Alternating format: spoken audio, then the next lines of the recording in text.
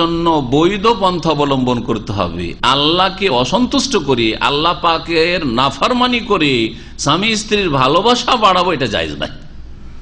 এই হাদিস দ্বারা আমরা বুঝলাম, বোঝা গেছে না? জি, যদি স্বামী যদি বলে অথবা স্ত্রী বলে যে তুমি এগুলো আমাকে করতে দাও, হ্যাঁ এগুলো আমি করবো, অনুমতি দেবে না স্ত্রী? যে না না, যখন দাবি করছে আমার কাছে তো আমি করি, তাহলে তো সে বলবে যে না আমার কথা শোনে।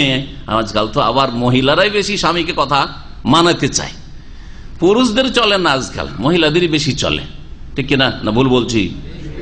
মহিলাদের চলে বেশি কথা সমাজে আজকাল, স্ত্রীর চলে, স্বামীর চলে না, কথা ঠিক নয়? আর জানি না আজকালকার পুরুষরা এত কাপুরুষ কেন হয়েছে, বলছে স্ত্রী আমাকে দাঁড়িয়ে রাখতে নিষেধ করছে সেই জন্য রাখতে পারছি না।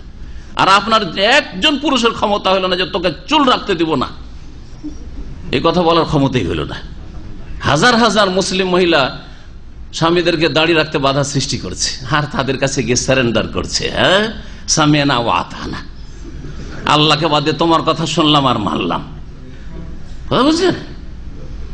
আর একটা পুরুষকে দেখা গেল না যে স্ত্রীকে আবার জুলুম অত্যাচার করে, বাড়াবাড়ি করে, অন্যায় কাজে অন্য ক্ষেত্রে করতে পারবে, কিন্তু শরীয়তের কথা মানাইতে গিয়ে ওখানে কাপুরুষ হয়ে যাচ্ছে। আরে আমার স্ত্রী বোরখা পড়ছে কিন্তু চেহারা ঢাকতে চাইছে না, এই ক্ষেত্রে ওর ক্ষমতা চলছে না। আমি না হয় চুল ওইটা বললাম উত্তরে, দাড়ি যদি আপনাকে মুন্ডন করতে বলে যে তুই চুল মুন্ডন করে থাক, ওই জন্য বললাম, কিন্তু না ওগুলো বাদ দেন। এখন আসল বাস্তব বিষয় আসেন, মানে চেহারা ঢাকা ফরজ, এটা হচ্ছে সহিহ মত। আর যদি দুর্বল মত নেন তো কমপক্ষে মুস্তাহাব, ভালো, বেশি নাকি।